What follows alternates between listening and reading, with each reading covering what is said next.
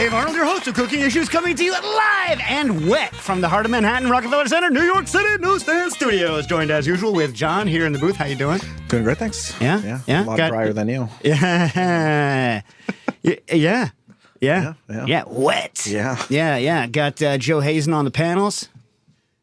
How you doing? Doing all right. You look like a little wet pup. Yeah. I wish wet pups are cute. Got headed up the coast. Got Nastasia in Stanford. How you doing? Okay. Yeah, you enjoying your electrical panel, which is on the fritz? No, this has been miserable here. It's disgusting. Yeah. Now going across, but staying in our country, we got Jackie Molecules in L.A. How you doing? I'm good. Back in LA. Yeah. Well, you were there last week too. Remember, I was there with you. I guess I was at a wedding in Minneapolis. So this weekend. How was Minneapolis? I haven't been there since I was a small child. It was nice. You know what I did when I was there when I was a small child? We caught a whole bunch of catfish. I was upset when I realized that the people we were staying with don't eat. I mean, catfish, not the best fish, but so we buried them all in the yard as fertilizer, like 20 of them, like 20. Not like 2 or 3, 20. Oh. Yeah. I was like 7. And I was like, ooh, fish! And then we're like, well, why are we burying them? Doesn't make any sense. To this day, I still don't understand, 40, 7 years later. But guess what? That's not the important thing. Going up that coast a little bit into the great country of Canada, we have back Quinn! How you doing, Quinn? Hey, yo. I'll say, yeah. Hey, return, if not triumphant return. Yeah, well, anyway, good to have you back, buddy. Yeah. All right. So, the people who were in L.A. last week, we got a lot to talk about over what happened in the past week. But, John, of course, stuck here. Yeah, amazing. I'm John, I'm chefing in New York. Hey, man, your choice. All right, so, so what do you guys got going on? What's good? Wow. That much, huh? What do you got? I got a lot to talk about. Quinn, you got like over a month of pent up stuff here going on. So what do you got? Let's see. Just as I was crashing and burning, I did a yakitori dinner for some family friends. So that was pretty good. Yeah. Did the whole breakdown. I got 4 breeds of chicken bear. Okay, what were they? They were actually Chinese breeds because that's what I could source. Any Bantam Silkies? Any black chickens? Probably Silkies. No black chickens. I wish. Black chickens. I know. They're tiny. You know what they do? They taste real good. They're tough. They're tough as nails, but they are delicious, and they look bizarre. They look bizarre. Probably not great for yakitori though. I don't know, because if you're going to do super fast on the outside, I don't know. I guess it depends on what you're looking for. Harold McGee met this guy in, I guess, Spain, whose name I forget, who's like, I only like really chewy meats. You Americans are the worst. You know what I mean? So, I don't know, man. Yeah. I don't know. I mean, clearly, Japan likes tender meats because look what they do with their stuff. You know what I mean? Anyway, like us. Anyway, go ahead. Yeah, what do you got? Again, there was a standard North American nice chicken. Mm-hmm. Well, which is it? Standard North American chicken or nice? Because there are people who say you can't be both. I like, our relatively soft, tender chicken as an item, even though I think it's problematic. I enjoy eating it. Well, again, I got a nice local producer. Again, I got on the mainland, shipped frozen. They're like a fancy poultry producer. So they had their standard chicken. And then they had the other breeds. Yeah, and did which chicken reigned supreme? And did you take a bite out of a bell pepper like old school? Are you old school bell pepper biter? What do they do in the American Iron Chef? In the original Japanese Iron Chef, when they say, whose cuisine reigns supreme, the guy takes a bite out of a bell pepper. An apple. So weak. Anyone can take a bite out of an apple. Only a lunatic stands up in front of a huge group of people and takes a bite out of a bell pepper. You know what I mean? There's a green one, too. Real crazy. Yeah, real nuts. You know what I have to say, for the first 40 years of my life, I was like, who the hell wants green bell peppers? And in the past, like 10, 12 years, I've been like, you know what? They got their place. I was like all the way up until like maybe my mid 40s. I was like, if you, like 100 times out of 100, if you put a red bell pepper on a table and a green bell pepper on a table and said, go, I'm going to take the red, like 100 times out of 100. But now I understand that see, I always thought of like a green bell pepper as a red bell pepper that wasn't ready yet. You know what I'm saying? Yeah. Okay. You know what I mean? Yeah. Yeah. Yeah, I'll It's buy like, that. yeah. It's like, why'd you kill it so young? Wait. Just wait. You know what I mean? I'm different now. I'm a different man. I'm not going to say a better man. Most people would say worse. Anyway. Oh, yeah, that's like saying green tomatoes have no use. Okay, well, okay. When you say green tomatoes, do you mean underripe green tomatoes or do you mean tomatoes that God meant to be green? Either. Well, they're Well, very more they're the very first one. different animals, right? More the first one. So underripe More the first tomatoes. one.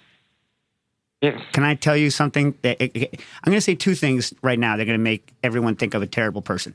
Have you ever had other than pickled tomatoes, which aren't as good as pickled cucumbers? Sorry, people. Have you ever had like a fried green tomato or any green tomato preparation where you're like, oh my God, if I don't have that again, I'll die?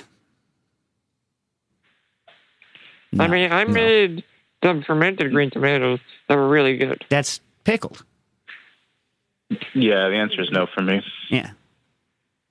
And I like pickled tomatoes, green tomatoes, because you don't have. Did I ever talk on the show about the pickled semi-ripe, the reds that I used to do?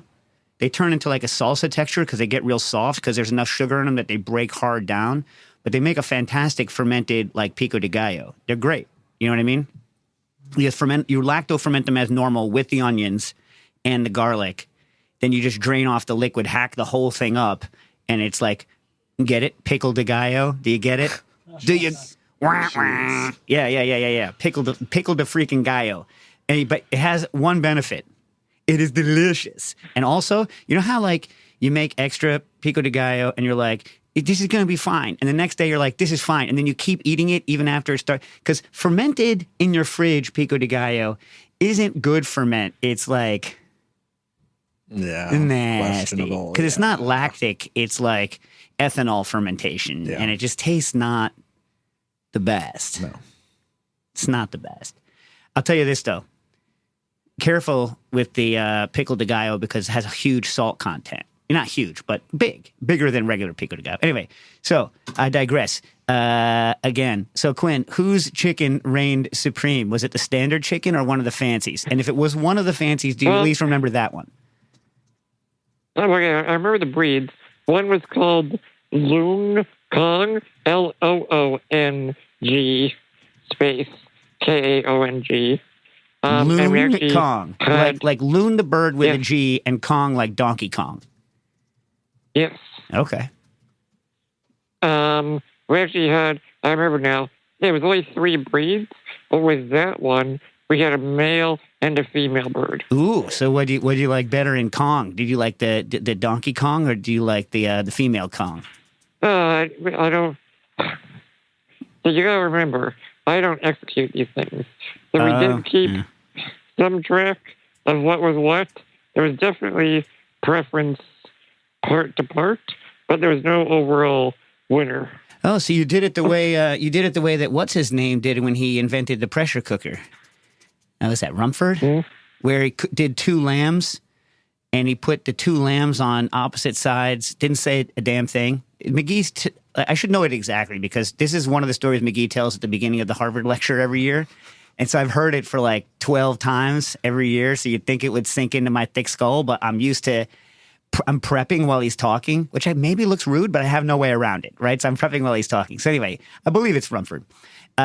Someone like that. Some similar baking powder named, person who used to be from the United States, was a traitor Tory and had to escape to England to escape being freaking pilloried here after the war. Someone like that. That happened to Rumford. Yeah, he was a bad American. Okay.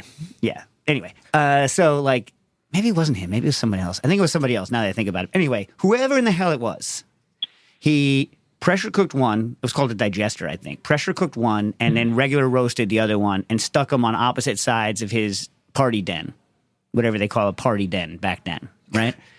And just weighed them and then saw which one had more eaten. That was the science test, the Quinn style science test. So, for instance, the leg of one was eaten more than the leg of the other, but there was no overall.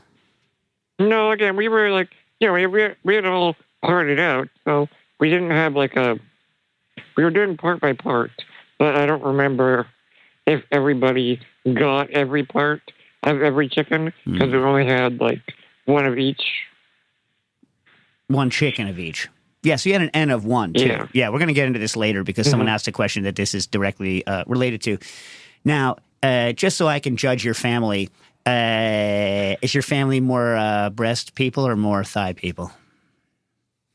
Again, everyone was down to eat all of it. I mean, if we're having like a standard breakdown chicken, I think we're definitely more thigh people. My sister-in-law is a chicken breast person. It's always the sister-in-law. I'm a chicken breast person too. You're a breast person? Yeah. What? Whoa, really? Yeah. What? Wow. Oh.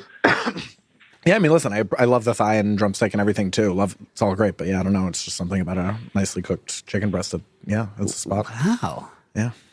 What about skinless? What about skinless, boneless chicken breast? Definitely not. No. I like breast for a cutlet. Really? Yeah. Okay. Here's the thing. Like, as someone who likes to bulletproof everything in my life except for my relationships, like thighs, right, are so much more bulletproof. Yeah, absolutely. Chicken thighs are the skate wing of the poultry world, right? If I'm going to a restaurant and I don't trust them, you get the skate. Why? Because you can beat the hell out of a skate and it's still going to be good. I mean, you could hammer a steak. You could take a sledgehammer of heat and go, whoop, boom, and that skate's still going to be edible. Same with a thigh. Yeah. Do that to a breast and you toast. Yeah, absolutely. You toast. Yeah. You know what I'm saying? Yeah. I mean, I'll give you. I've got. Yeah. What do you got? What do you got? I was gonna say I've got more news. Oh yeah. Let me give John a little prop here. Let me give John a little prop. Okay. If you're actually judging a chicken, the flavor of a chicken, I would guess that a better chicken has more differentiation in the breast because it's more subtle in general. So if you're looking for subtle differences in chicken, maybe, and definitely to see whether or not someone can cook something properly, it's going to be more difficult to cook the breast properly than it is to cook the. Yeah. I just like the taste. Yeah, I don't know. It's what I grew up on. Let me do this. Chicken breast is the pork tenderloin of the poultry world. Oh, Sure. And you like pork tenderloin. Listen, I don't love it, but that's like another thing I grew up on, you know. You go to somebody's house, right? And you're like, I brought this whatever side salad. What's the main dish? And they're like, it's the pork tenderloin. And then they pull that like glass thing out of their oven, and it's these thin tubes of desiccated meat that come out with like sauce that is evaporated and glued to the bottom of the glass. Yep. Because they didn't even add like extra liquid or fat. And you're like, oh, great. You're like, I'm so glad I brought this. I'm so glad I brought this Merlot to pair with it. Zing! Oh, man. Anyway, yeah. All right, so what else you got, Quinn? Obviously, that yakitori dinner happened like as I was getting sick. And then really, right in the thick of things, because it was already booked, my grandma and uncle arrived from Ontario. So that was great, but, not great timing. But, it was fun. We cooked, 5 days a week. I got her recipe for gnocchi and a certain type of cookie, and I actually snuck scales into a few steps. So I have actual measurements. You mean you made her weigh the crap while she was doing it? Yeah, it was like, my uncle distracted her. Yeah, you know the trick, right? You know the trick next time she comes? The trick to this is you pre-weigh everything, including the container it's in. And then you just weigh the crap afterwards. I am, but sometimes, like she boiled the potatoes at the Airbnb and then like brought them. So it's What are you gonna do? What are you gonna do? So she doesn't use them hot, huh? She lets them full cool. I know. I like literally every article, like contemporary article I've read about how to make the best gnocchi. I swear she does the exact opposite. I think hers are better. All right. I've said this on the air before. I am not the Jedi master of gnocchi. I am a spotty gnocchi maker at best. My good gnocchi is good, and my bad gnocchi is meh. It's fine. It's not inedible, but it's not like I used to make it like every week, and then I was like, you know what? I'm just not. What are your guys' thoughts on Parisian gnocchi? And then John's pro because, of course, he's a Francophile. Yep. Weasel. I like them. You like them? Again. Especially Yeah. Again. Especially A bowl? if you're making cream puffs Yeah. and you got extra. When does that come up? You're like, I'm making choux pastry. I got a whole bunch extra. Get a pot. You know what I mean? Like, how does that come up? Yeah, that's happened to me many times. Why are you making choux pastry? Choux pastry is one of those. Here's another thing people are going to get mad about. Look, I worked at the French Culinary Institute, all right, for years. And every event, here's the gougères. You know what I mean? So it's like, if I never have another gougère in my life, it's fine. I'm fine with that. You know what I mean? Especially like, here's the gougère we made 4 hours ago. You're like, ooh, great. You know what I mean? Like, I don't need it ever again. I'm fine. They're good. I don't know. No one's with me. I'm with you. I'm with you. Yeah. What are your all's thoughts on air frying gnocchi? Never tried. But I don't understand why. Like, oh, you mean instead of deep frying? Boiling and frying? Yeah, exactly. How much butter? I don't know. Somebody said it to me. It's like, it's delicious. You got to try it. I'm like, I thought about that. I'm for anything. It's like halfway to a tater tot at that point. Kind of, right? I've had it. It's good. I think they do it at Frenchette downtown. Yeah. Oh. Yeah. With some Comté and some Parisian ham in there. It's quite good. How loud is it down there these days? When you're ordering the gnocchi, you're like, I'll have the gnocchi! Like that because it's so loud. Oh, my God. Nastassia, remember how loud it was when we were there last time? A long time ago. Yeah. A long time ago. Wait a second. So I'm back to this. You're at a table, right? And someone puts a bowl. You know who loves Parisian gnocchi, by the way, is Wiley. Loves to make them. Makes the choux pastry for that, not so that he can hand me a bunch of gougères first, right? So it's kind of a good name, though, choux pastry. Cabbage pastry? Like little cabbages? Yeah. And that's what it means, right? Yeah. Because it puffs up like a little cabbage? Yeah. It's kind of nice. Yeah. Look, they are fun and a miracle. And it's a cool recipe with the pre-cook and all that. I enjoy the theory of it. I just never need to see it again. So a bowl of Parisian gnocchi shows up, and then a bowl of like honest to goodness Italian potato gnocchi show up.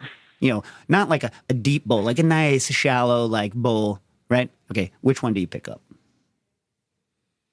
Probably Italian. Italian. All right, Stas. Italian. Okay. I've Yeah, obviously. What'd you say? I've never had the Parisian one, so I have no idea. I'd probably pick that one up because I've never had it. Yeah, you'd take 2 bites and you'd be like, give me the Italian. Although I will say, I prefer, I have made the Parisian style as a component for a soup. I prefer that. Like I'll make chicken and dumplings with that technique. You don't like a standard, like, leaden, like, European-style dumpling, like chicken and lead, basically? I like dumplings. Well, it's weird.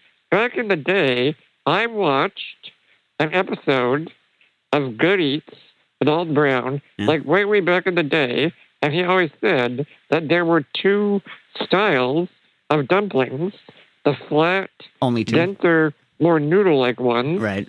and then more of a choux pastry style. And then now, in contemporary recipes, it just seems like biscuit dough. Well, that's... No. Biscuits have always been a valid thing. Just because I love Alton Brown, but just because Alton Brown didn't say that biscuits can be dumplings. I've never else seen a choux pastry style dumpling in the context of chicken dumplings. Yeah. I used to do biscuit dumplings all the time. They're fine. I used to do gross stuff when I was like really young when we had no money. You know what one of my standard go-tos was? Get this. So we allowed ourselves 1 pound of bacon a week. This is right after we graduated. This is when I was deep frying everything in the Fry Daddy. Anyway, so it was like canned. I can't remember everything. It was like canned beans and like a little bit of shredded cheese and a couple of pieces of flavoring bacon we were allowed, and then maybe some like canned tomato stuff, and then just would make biscuits and cover it all in a skillet, and then cook the biscuits on top of that crap in the skillet until the tops of the biscuits were done. That was one of my standard, like, we have nothing. Like, nothing. That's pretty good. Yeah, that's okay. I forget whether I put mashed taters into it or all. Anyway, that was what, I'd found my 1940s cast iron, like, polished pan at the thrift store for like $2, and, I still have that pan to this day. You know what I mean? Although I have to say, I use the black steel more now. Like, in general, like, when I want something that is that style of non-stick, I pick up the black steel. Unless it's going in the oven. Yeah. And then I'm back on my cast iron. And not because of the weight. I don't really give a crap about the weight of the pan. A lot of people are worried about the weight of the pan. Yeah. I'm not worried about the weight of the pan. I don't care. Anyway, so, Jack, you never weighed in on your freaking dumpling preferences, my man. This is because you have no yucky preferences? I mean, I've never met a gnocchi I don't like, but I'm going Italian every time. Oh, I can introduce you, my man. I can introduce you to some gnocchi you don't like. Hey, you know what? You know what my favorite though? My favorite dumpling style, Spätzle, man. I love Spätzle. Yeah. Oh my God, stuff. I like to make Spätzle. I like to eat Spätzle. When are you having that Spätzle party with that big Spätzle maker that you took from the FCI? I was told by none other than Nastasia Lopez that nobody wants to go to a Spätzle party. Even though she, I believe, still owns a dirndl. No one, she said, wants to go to a Spätzle party. And like Spätzle and Schnitzel, like the two Sput and Schnut. Oh my God, right? Joe's thinking about it right now. And like, a nice freaking Schnitzel. She may have a point about the branding. Maybe we could brand those parties a little better. But no one's going to be mad eating those things. Yeah, of course. Do you think? Wait, do Americans, when they hear Spätzle, not think, oh, yeah? Are we not like a Spätzle folk? I don't think so. Your average American probably would be like, I don't know, what's that? Yeah, I think I agree with Jack. Well, I mean, Spätzle sounds better than sperm-shaped dumplings. Right? Yeah, I'll give you that. Yeah. I mean, you could call them paisley, I guess. Kind of like a raindrop dumpling. Oh my God! Instagram genius, raindrop dumplings, but they have to be clear and made of agar and have no taste. Oh God! It's all on Instagram. Have you guys tried my rainwater dumplings? Gross. Stas, do you remember? Had we already quit the hydrocolloid class by the time you came on at the SCI, or were we still teaching the hydrocolloid class? Nope, we were still teaching it together. Oh my God, do you remember having to make we did all of those gels with no flavor just so people could see the texture of it? Yep.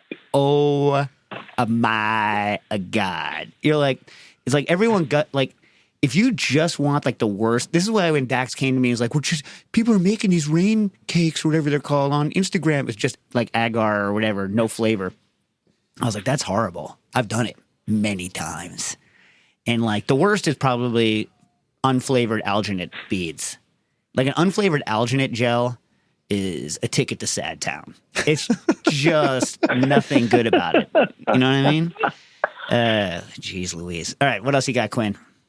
You never told us which you had no results. You had no results. How did standard, in your words, do against non-standard? Let's just take it that way. Again, everyone liked everything. So you're saying there's no reason to... You're saying Quinn says no one needs to buy a non-standard breed of chicken because pretty much we all like it. Go for the white leghorn. Yeah. No, it was all the ceiling or the floor of quality was very high.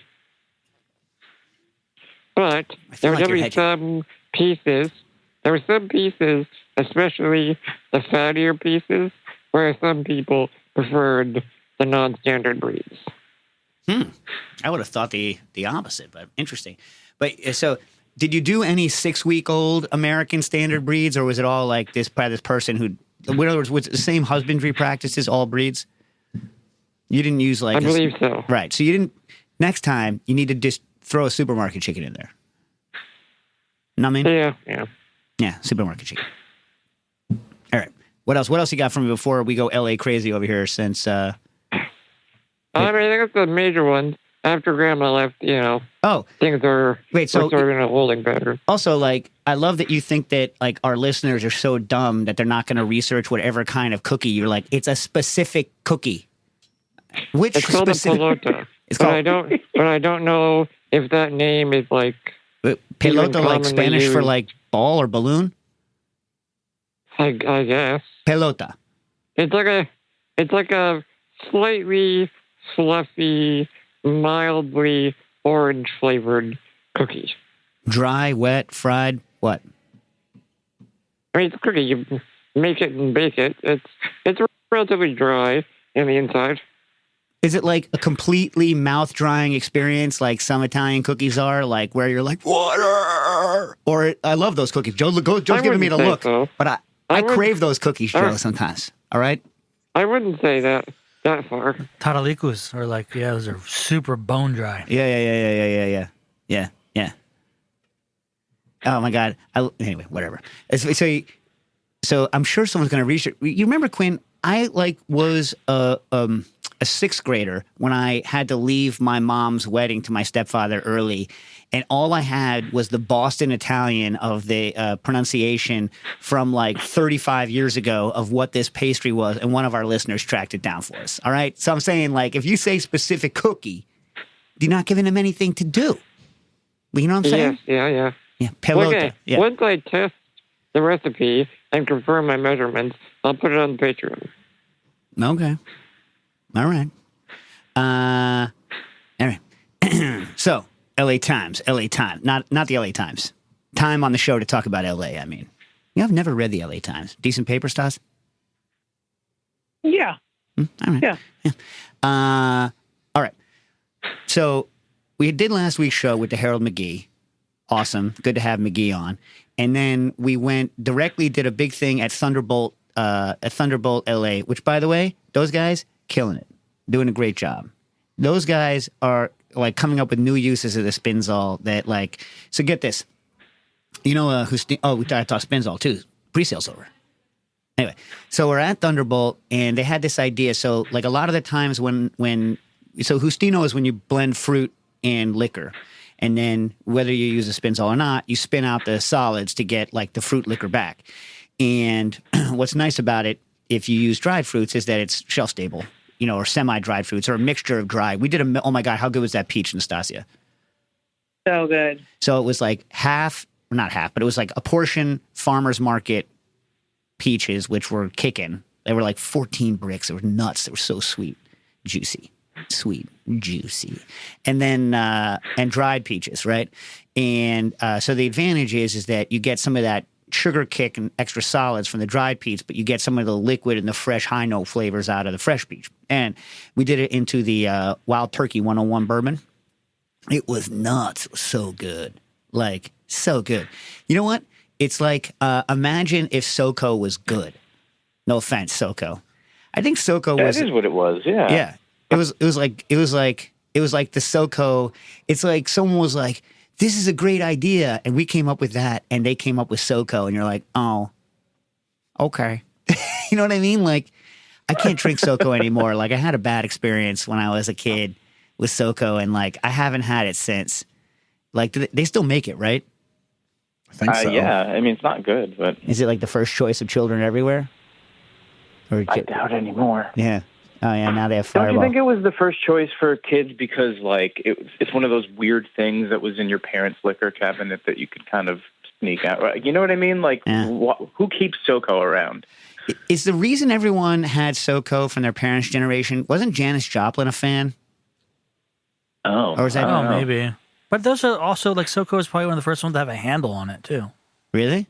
I think so. No, maybe not. Anyway. There's always one that's left over as well. Anyway, this stuff's delicious. Right, that's what I mean. Yeah. It's just sitting there in the back of a cabinet unused. Yeah. So one of the problems with dried fruit Justinos, right, is that your yield is usually low because the fruit has a lot of pectin. Like the worst at this is like apricots and stuff like this. So they came up with this idea. It's so smart. It's like you don't think of it if you're working. I didn't think of it, I guess, because we never thought outside of our own procedures, right, until you do. So they were doing a cherry thing, and what they did was tart cherries dried. And what they did was they soaked the cherry. They were doing a rum Justino. So they prehydrated the cherries in a white rum, right? Which you don't need to spin anything out of. Because when you do Justino, like a lot of times, like you soften the wood a little bit, and there's all this, there's this kind of synergy between the liquid and the fruit because the pectins grab onto some of the wood components, blah, blah, blah, blah, blah. So they prehydrated the cherries in like a very estery stuff that they didn't want to knock the high notes off of, and then they extracted a lot of the high note flavors, and the cherries were softer. Then they blended them into the dark rum, did the Justino on that, and then married the two into the drink. Thought it was a smart idea. Call that like Thunderbolt Justino. Don't know who thought of it over there, but great. Anyway, they have a bunch of units going, and while we were there, I think we sold some units. We finished the sale. It was a successful pre-sale. Nice. So yeah, pre-sale's over. If you want one now, you have to go on the waiting list. I'll say this: you know what happened yesterday, John? Tell me. They did the engineering build. Oh, yeah. Okay. So the engineering build is done. The engineering build is the one that they do right before pilot to make sure that they have all of the pre-production stuff going. And we may or may not. Quinn, what was the end result of our apparently was illegal but we fixed it contest or whatever it's called, whatever we're doing? Well, we're gonna draw that at the end of the week. Well, don't we have to wait till we have the unit? I think we're gonna pick the winner before we have the unit. Well, you're all right, whatever. Okay. Well, we're gonna notify them and get their address and All right. Logistics. I mean, I would like to test it first.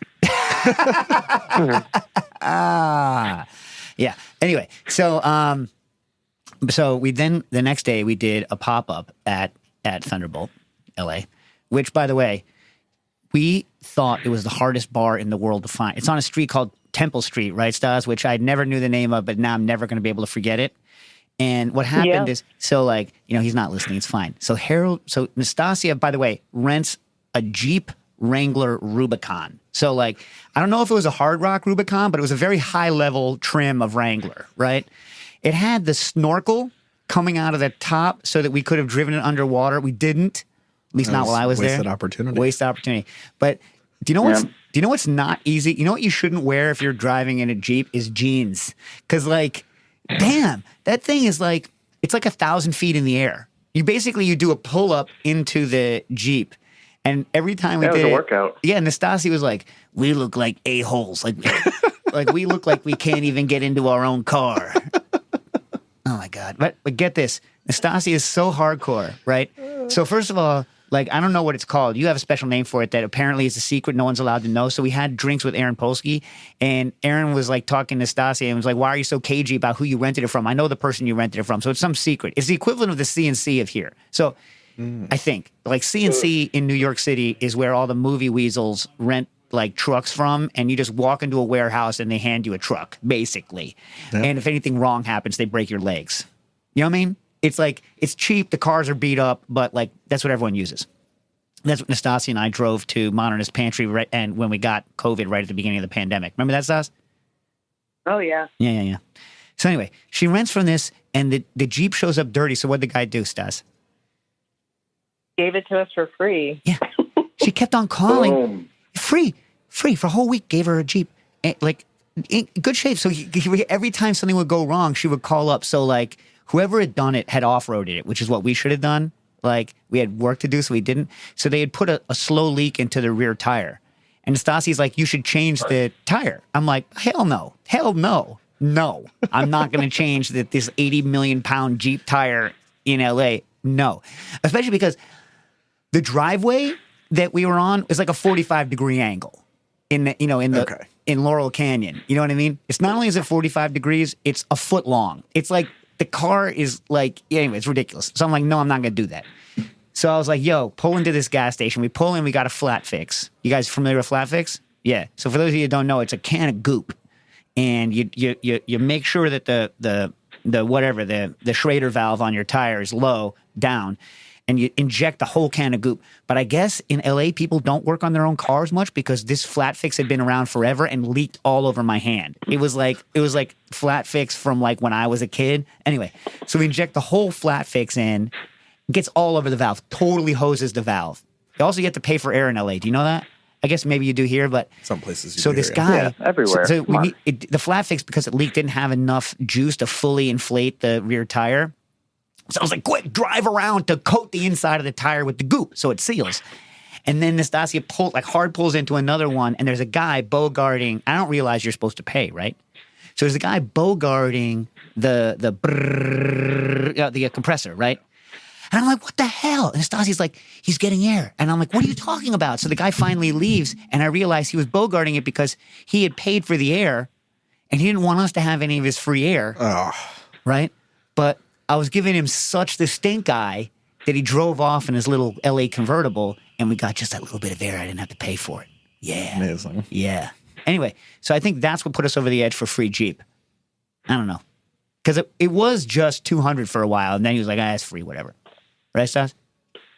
Yeah. Yeah. And we went to Cato. Oh, yeah. Went to Cato restaurant. Yeah. Yeah. Austin and Han and I forget the other bartender. But yeah, great bar program, great food. We sat at the bar with McGee, the Molecules. Yeah, it was good. I had a good meal. You guys have a good meal? Yeah. Yeah. And the NA drinks that Han and Austin make are really impressive. Yeah. Yeah. Oh, yeah, they should be on the show soon. I'm just working out details. Okay. I mean, they live in Los Angeles. Why are they coming over here or no? I don't know. I'm investigating. Okay. You're we investigating can pipe whether them in from the Molecules remote studio, maybe. Oh, the Molecules remote studio. But we had to actually rush our meal at Cato, Nastasia. Why? Why? Because Harold McGee had not seen a comedy show in 20 years. Yeah, so instead of going to a comedy show, what did we do? What's it called? A suicide? Well, trigger word, but yeah, but like we went to. So we went to a one-man show. So Nastasia has a strange Jack. fascination. Is that an accurate way to You're put not it? looping me into this. Oh, so Jackie Molecules and Nastasia together have a strange fascination with Pauly Shore. Pauly Shore. So we go to Unsubscribed. Okay. So we go to this place that I swear to God is named Flappies.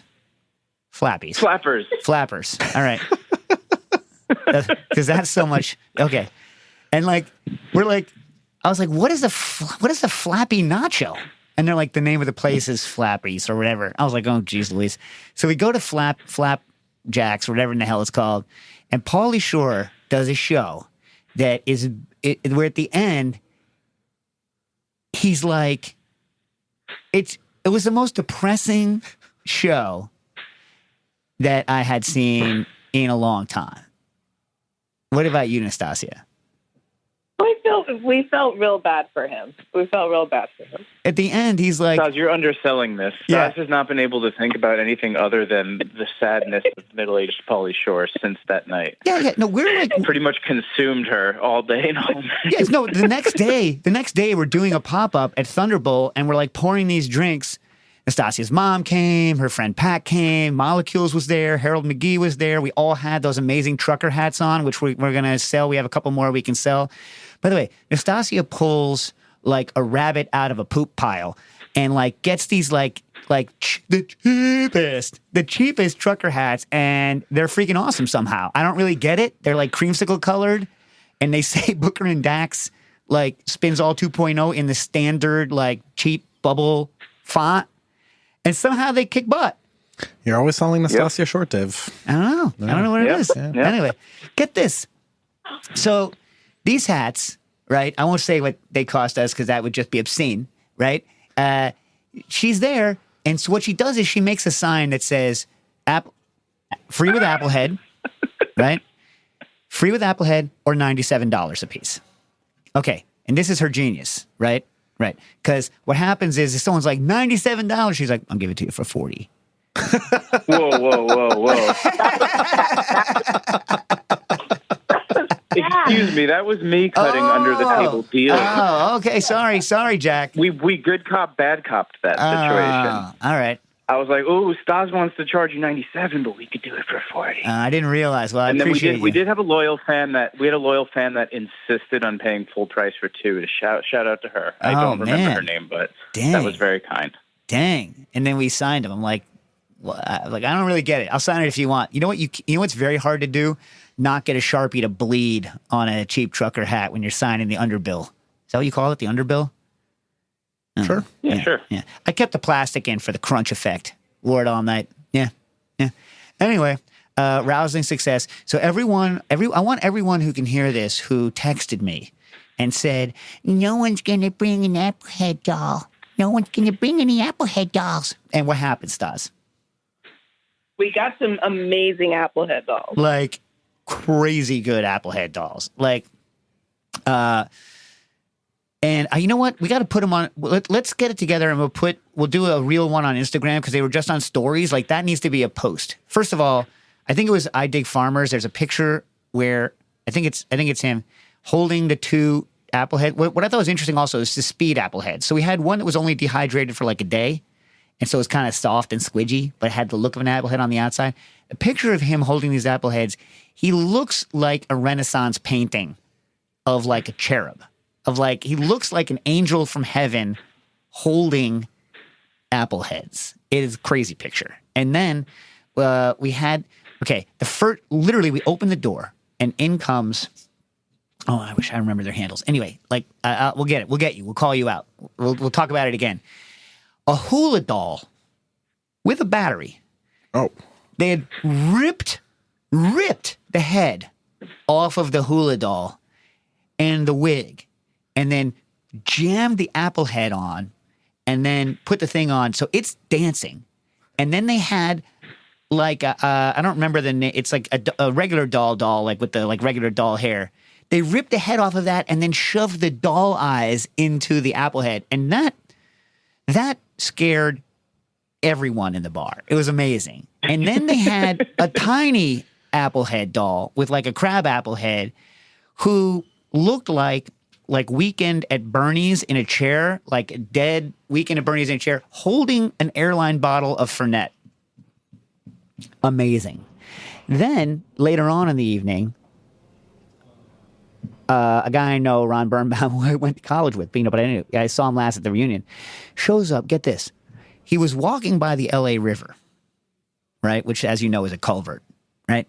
Walking by, and Nastasia won't go into it because it's illegal. She's like, Dave, you want to get arrested before you go by going into the LA? I'm like, yeah, kind of. You know what I mean? And her dad, who like used to work for AT&T as a lineman, he's retired now. I was like, yeah, you used to be able to go down there, but you can't.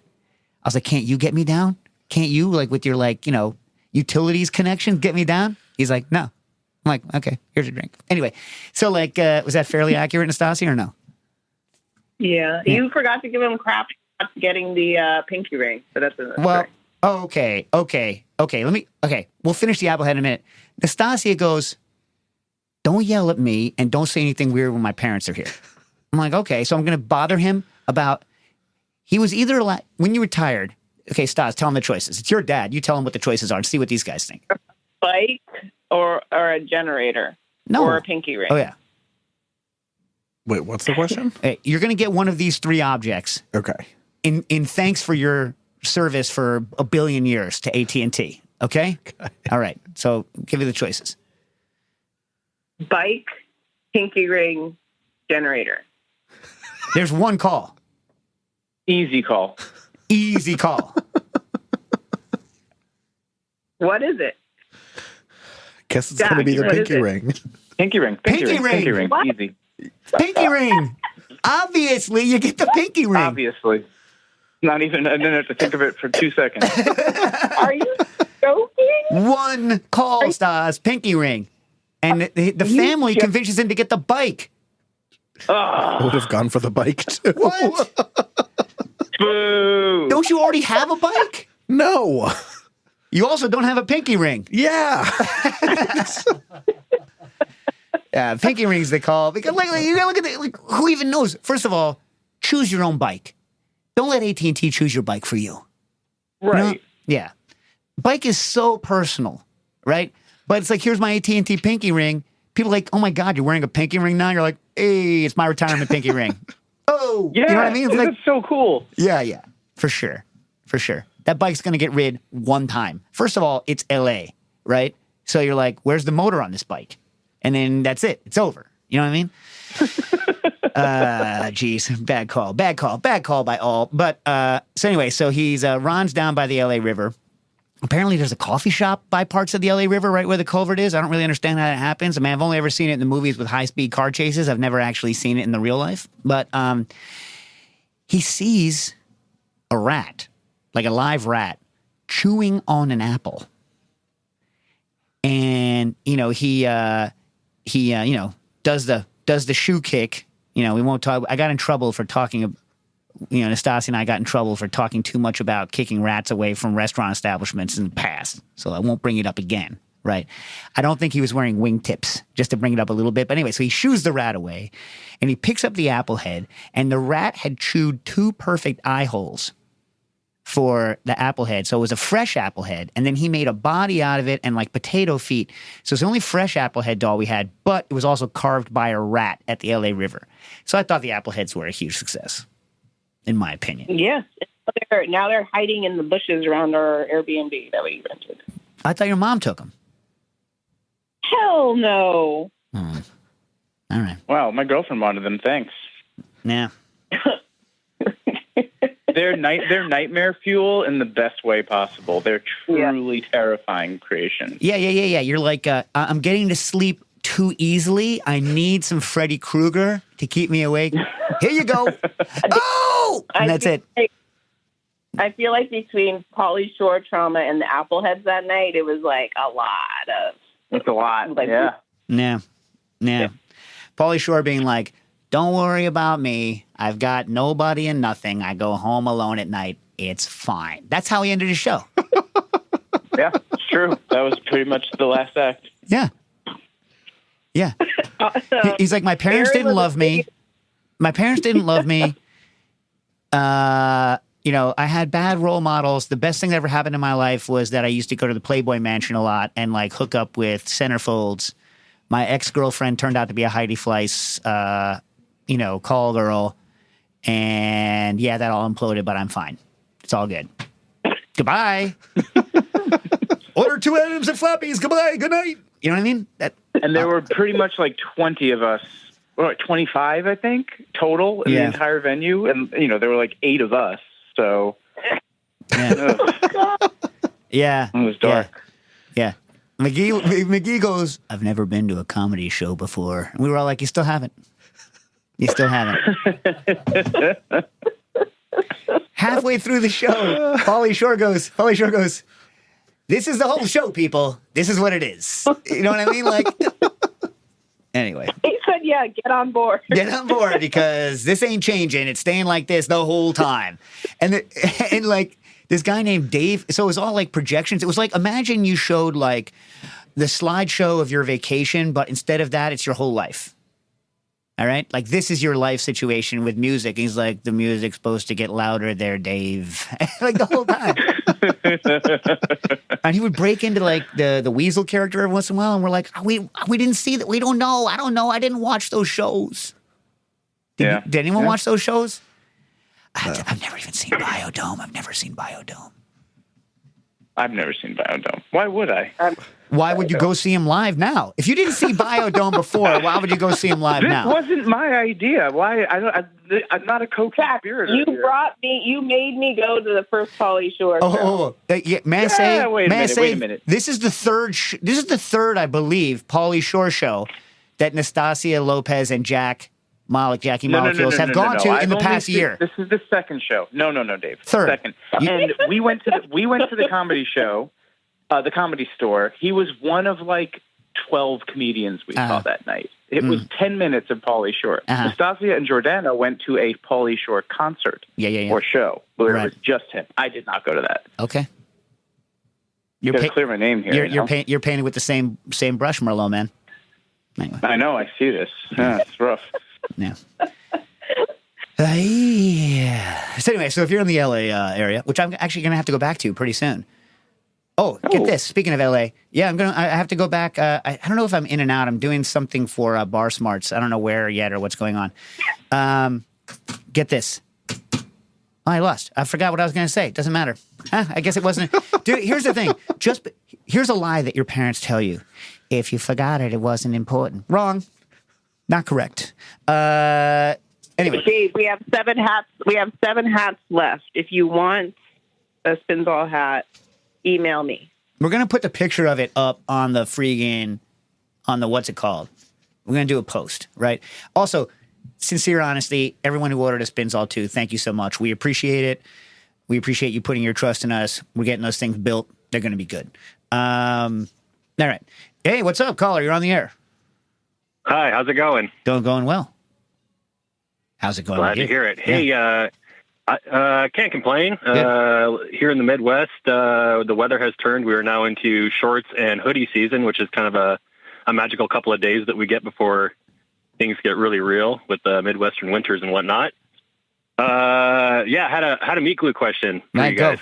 I might have an answer since I've glued so many meats together in my life. No joke. Yeah, you were just talking about it a couple of weeks ago, and I was like, I wish I had time to call in that time. So I have some boneless, some lamb shoulder that I took the bone out of, so it's kind of flappy.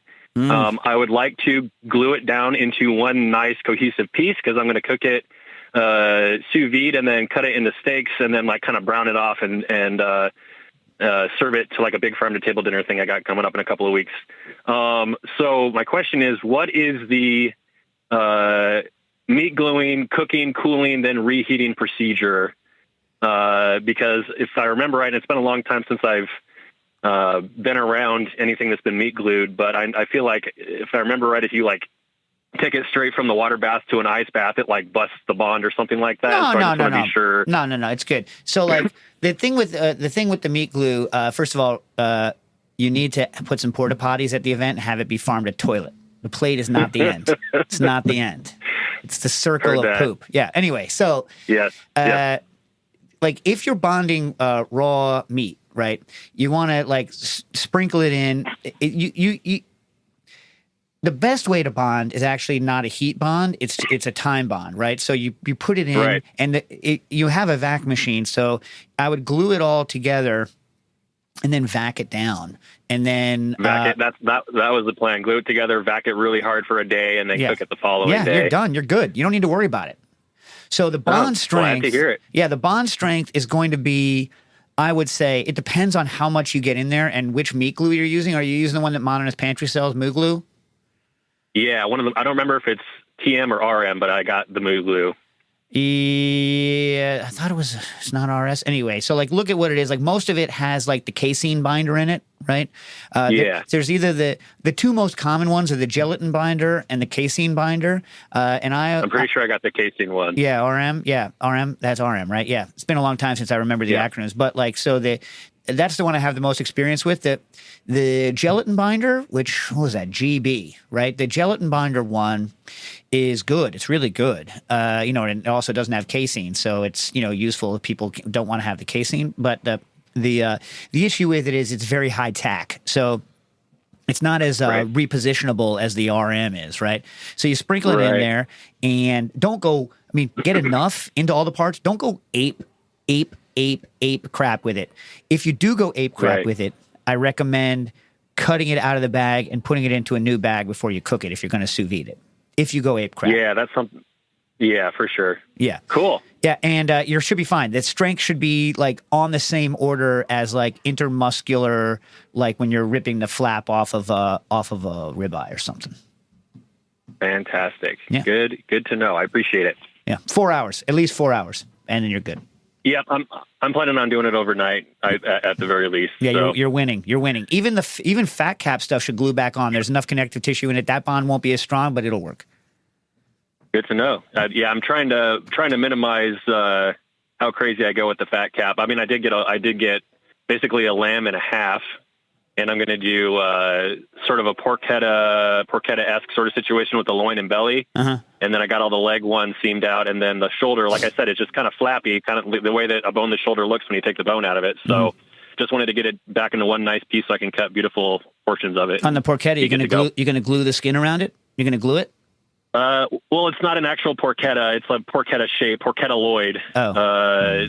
Just the loin of the lamb connected to the belly of it, and then I'm just going to roll it up. But skin on?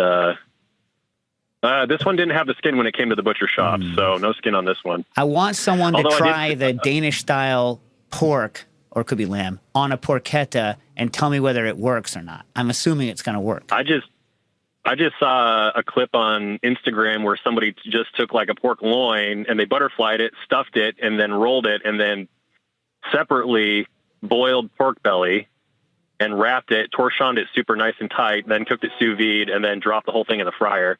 And it looked pretty crunchy, crispy, crunchy, sexy, tasty, yum time. All right. Well, maybe if we invite them over to our house, we can try it and see whether it was good. Know what I mean? Sure. Speaking of skin, have you ever? This is a trick that I saw that kind of blew my mind. That makes perfect sense, and I'm just throwing it out there because if you haven't heard of it, then hey, maybe you learned something. It was a guy from an English restaurant, and they would cook ham hocks, cook them overnight. They would peel the skin off of them, and then they would puree the skin with some of the juice, the braising liquid, and then they picked the ham hocks, and they made this ham hock terrine that was bound entirely with just like the skin puree. I've never done that, but that's what I do with. I mean, that's how I make. That's my standard thing for my pork chili. Is I cook the skins off with it, then remove the skins and blend it into the sauce. And brilliant. It's hard as a rock when it sets up ping pong ball nice. You know what I mean? Hockey puck. Yeah, and it's like, for sure. Love it. But it's not so like you ever have someone when they're like, oh, I reduced this so much, and you're like, it's too much. Like when the gelatin starts setting in your mouth, like when you're like, it's too much. But you just want to. That's a delicate balance to strike with, like the heavily reduced pork sauces and stuff. It's like, how do you? It's a delicate balance. I honestly mostly use some sort of like starch to finish sauces, just because I think the mouthfeel for me is a little bit more user friendly too, especially when you're doing a 5-course dinner for 150 people. You want to have a little bit of flexibility with your textures and stuff. Especially if you go pre-gelatinized. Yeah. Yeah. All right, man. I appreciate it. Let us know how it goes. Hit us up on the social. Let us know how it goes. Oh, and speaking of social, I was told by somebody that if you like this program, you should rate us on the platform of your choice, preferably with a large number of stars, because it helps us bring you more content and helps get our reach out there to people. I'm told I should say that in every episode. And you know follow at Cooking Issues and at Booker and Dex. Yeah, and you know how many times I said that? 0. All right. Ben S. says, what are your thoughts on this mini vacuum distiller setup? Has anyone seen or used one before? From uzmlab.com. It's in Japanese, but it's also not a vacuum still, Ben. That is just a stovetop still that they added a thump or two to try to get a higher alcohol out of it. So not a vacuum still, unless there's something else, so send me that. Alex Godin says, does Dave have any opinions on the kegcode.com soda carbonated water single tap mini kegerator? So what this is a mini keg inside of a fridge with a tap on it. It's going to work okay, I guess, depending on how well you carbonate the water in, but it doesn't automatically fill. I had an idea, which I don't have time to talk about today, but if someone asked me for it, I had an idea to actually make a system that works with a kegerator in this, like, that's not too complicated. But someone has to ask me to talk about it. Cheaper, a little bit of a kludge, but, my whole life is kludge. That's what we should have called this. Kludges. Kitchen kludges. I literally had to write a program for the Museum of Food and Drink because I'm building these little flavor pumps, and my program sucks. And so, like, one of the variables I put in is literally called int kludge, because it's just something I had to add to the program to get it to work because my programming skills suck. Alexander said, question for Dave and or Harold. Water aging of beef. What does it actually do, and how does it work? So this is the technique. Ready? You take a vacuum bag and you throw it into an aquarium, and the water is temperature controlled, and you're bubbling it, and you hold it in there like you were holding it in the fridge. Does it make any sense to you? Why don't you just hold it in the fridge? Exactly. So Guga Eats, who has 8 billion zillion followers, did it and said that there was a difference. And Alexander doesn't really understand why the difference is. Now, I looked at what they were doing, And here's a problem. Quinn was talking earlier about how they had an N of one chicken. He had an N of 1. He did one experiment, right? So you would need to do like 20, 30 experiments to see whether his result, because he had a difference. The Googie Eats guy for like 20 days had one in an aquarium in a fridge that he didn't open with a bubbler, and then one in the fridge, and then one, I think, dry aged. And the one, when he pulled it out, it was clearly there was more myoglobin on the one that had been, like it was gray, the one that had been in the aquarium, and he said it tasted sour, so it had some slight lactic stuff going on.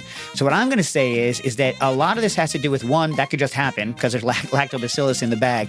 Two, I don't know what the oxygen permeability of his bags are. So, if he has, some bags are more oxygen permeable than others, but the one that's in the water, even with a bubbler, is going to have less oxygen. And that's probably where the myoglobin happened, and maybe what was able to cause, like, even at those low temperatures, some lactobacillus growing over that long period of time. So that's what I think is going on. I think you need more ends, and we need to know more about the bags he was using. I Love Rye Bread just bought some Mauviel 1830 cook pots and was made of 3 layers of aluminum sandwich between 2 layers of stainless. And, the reason for that is to spread it out more, right? So it doesn't go straight through, so it makes fewer hot spots because it has to go through the slow stainless, thin layer of it before it gets to the next fast aluminum. Anyway, it says that he should not be using it on induction at any more than 2/3 power because it's going to ruin the pots. And the question is that fine when you're boiling water? They also have the old school stuff about not putting salt into the water until it's fully boiling. Remember that? Because they're worried that like salt would pit the, I don't ever follow that instruction. I'll throw salt right in my pan, man. Don't tell me what to do with my pan. It's my pan now. Listen, what they're worried about is that if you put it on full power, that you're going to boil it dry and destroy the pan. That's what they're worried about. So if you're not going to boil it dry and destroy the pan, when there's a lot of water in it, you can crank that sucker. But, I'm not going to pay for your pan if it gets messed up. All right, going to come back next week. Actually, am I here next week or am I in Berlin next week? Quinn? Is it the week after them in Berlin? No, I lost them. I don't know. We'll figure it out. Cooking issues.